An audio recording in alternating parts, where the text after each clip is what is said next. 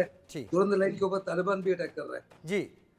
Sir, wing commander retired Bharat Bhushan भी मेरे साथ इस वक्त जुड़े हुए हैं। सर, भारत भूषण सर, क्या अब ये कहा जा सकता है भारत जिस स्थिति में खुद को ले आया है, इसकी पाकिस्तान ने कल्पना नहीं की थी? पाकिस्तान सोच रहा था ये भी एक ऐसे टेररिस्ट अटैक की तरह चला जाएगा जिसमें भारत ज्यादा से ज्यादा कुछ लॉन्च पैड के ऊपर बमबारी कर देगा, लेकिन बात बहुत आगे बढ़ गई है। क्या मैं ये कह सकता हूं कि भारत ने पहली बार मसूद अजहर और हाफिज सईद को असल दुश्मन मानने की जगह इनके पीछे बैठी Pakistan army clubbed with ISI असली दुश्मन अब समझ लिया है? हाँ जी, ये करेक्ट है कि जो हमने जो पहले अब की बार आइसोलेटेड अटैक किया था पिछली बार, अब की बार तो सारे मतलब वो जैसे प्राइम मिनिस्टर ने कहा है कि जितने भी उसके पीछे हैं, जितने लोग ये लगे पड़े सबको हम देखेंगे। अगर आप याद रखें, मैं 1965 में भी था और 1971 में भी था। उस टाइम में भी इन्होंने ऐसी बयानबाजी करी, ऐसी एडवेंचरिज्म करी और हमारे पास तो जहाज थे जो वीक थे, फिर भी हमने उनको मात दिया और अब तो हम बहुत ही स्ट्रांग हैं। ये तो कोई उनको कोई चांस ही नहीं है कि चैलेंज करने के लिए। मैं आता हूं सर आपके पास लौटकर। इस बीच भारत से तनाव के बीच पाकिस्तान का एक प्रोपेगेंडा फेल हो गया।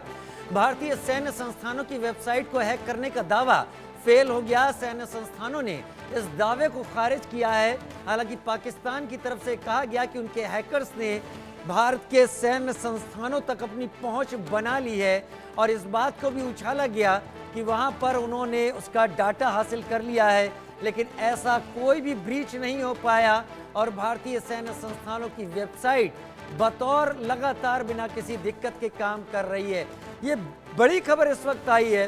भारत भूषण सर, आप अपने जवाब के साथ आगे जाएं, लेकिन हम जैसा आप कह रहे थे दावे तब भी बहुत किए गए थे।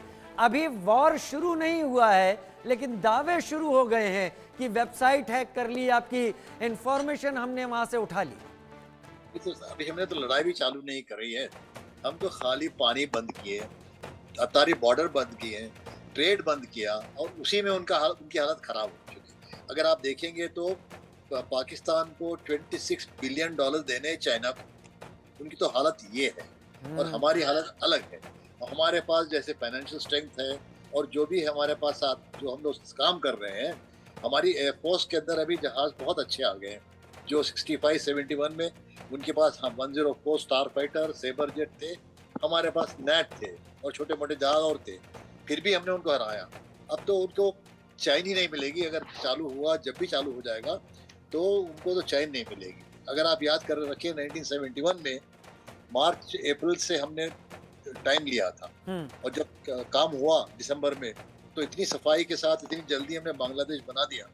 तो इस तरह भी अब की बार भी ऐसे ही कुछ होगा कि तीनों फौज की तरफ से उनको पता नहीं कि आर्मी ने मारना है या नेवी ने मारना है, नेवी के पनडुब्बे मारने हैं, नेवी के एयरक्राफ्ट कैरियर मारने वाले, या भारतीय वायुसेना मारेगी।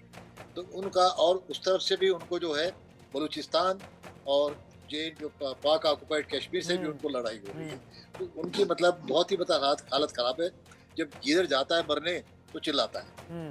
यही है बात अभी, यही है बात अभी, क्योंकि पाकिस्तान इस वक्त चिल्ला रहा है। मेजर जनरल पीके सहगल, पाकिस्तान के 5 अलग अलग हिस्से अगर देखे जाएं, एक सिंध हो जाता है जहां पर पहले से ही फ्रीडम स्ट्रगल चल रही है, लेकिन बलूचिस्तान जो एक लंबे अरसे से सीधे अटैक कर रहा है पाकिस्तानी आर्मी, पाकिस्तानी इंस्टॉलेशन के ऊपर। अफगानिस्तान खैबर पख्तूनख्वा और वजीरिस्तान को अपना कहता है, वो डूरंड लाइन को नहीं मानता। भारत पीओके अपना मानता है और भारत उसको लेने के लिए जा रहा है।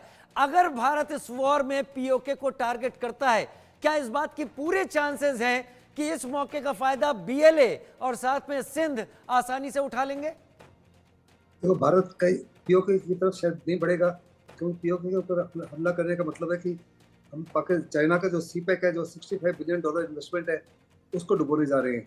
तो वास्तव में 2 फ्रंट वॉर हो सकता है और हिंदुस्तान कभी भी नहीं चाहेगा कि 2 फ्रंट वॉर हो। पीओके के तो हमारे साथ वैसे ही जुड़ जाएगा। वहाँ पे इंसर्जेंसी स्टार्ट हो गई है और इंसर्जेंसी को कंट्रोल करने के लिए पाकिस्तान के पास दम नहीं है, हिम्मत नहीं है।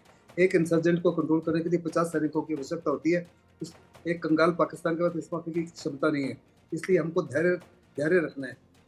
जहाँ तक बलूचिस्तान का ताल्लुक है, 2 बड़ी सिटीज जो है वजीरिस्तान और कराट जो है, हर प्रकार से उनको फ्री करा लिया गया है। पाकिस्तान की सरकार और पाकिस्तान की आर्मी का वहाँ पे हुकूमत नहीं भी चल रही और जहाँ तक पख्तूनख्वा है, पख्तूनख्वा में भी बहुत सारे इलाके हैं जिनको कम्प्लीटली लिबरेट कर लिया है।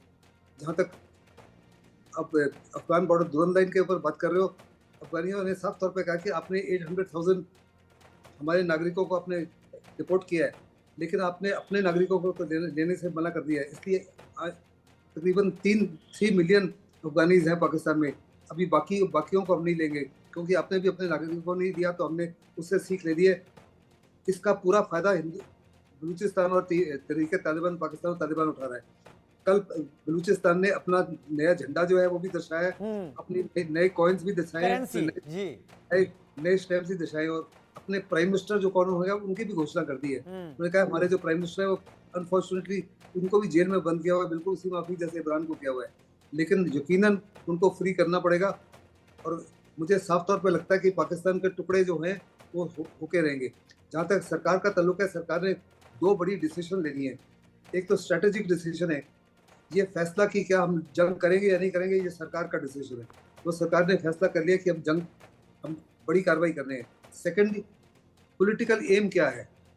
आर्म फोर्सेस को फ्री हैंड तो दिया, लेकिन पॉलिटिकल एम जो है क्लियरली सरकार ने स्पेल आउट किया है। उसका वर्णन मैं ना कर सकता हूँ, ना मेरे को पता है, लेकिन सरकार ने पॉलिटिकल एम क्या है वो भी, और फिर फौज को कहा कि अभी इस पॉलिटिकल एम को निगाह में रखते हुए आपको कंप्लीटली फ्रीडम है, इसको कैसे अचीव करना है। It has to be an integrated effort by all the 3 services. और ये सारी जगह पे, चाहे पीओके में एक्शन हो या पंजाब में एक्शन हो या जहाँ भी एक्शन होगा, it be an integrated action by all the 3 services. और पाकिस्तान को ऐसी मार लगेगी जिसका उनको अंदाजा ही नहीं लगा। मुझे साफ तौर पे नजर आता है कि this could be the beginning of the end of the Pakistani army and ISI। अब जब से हिंदुस्तान आज़ाद हुआ है, तब से पाकिस्तान की आर्मी और ISI जो है अपने लोगों को कहती रही है, अपनी अहमियत को कायम रखने के लिए, कि हिंदुस्तान से खतरा है, हिंदुस्तान से खतरा है, हिंदुस्तान से खतरा है। जब हिंदुस्तान साफ तौर पर कहता रहा है कि हमको कोई इरादा ही नहीं है, हमारा इतिहास देखो, हज़ारों साल तक हमने किसी देश को इन्वेट नहीं किया, लेकिन अगर आपने हमको तंग किया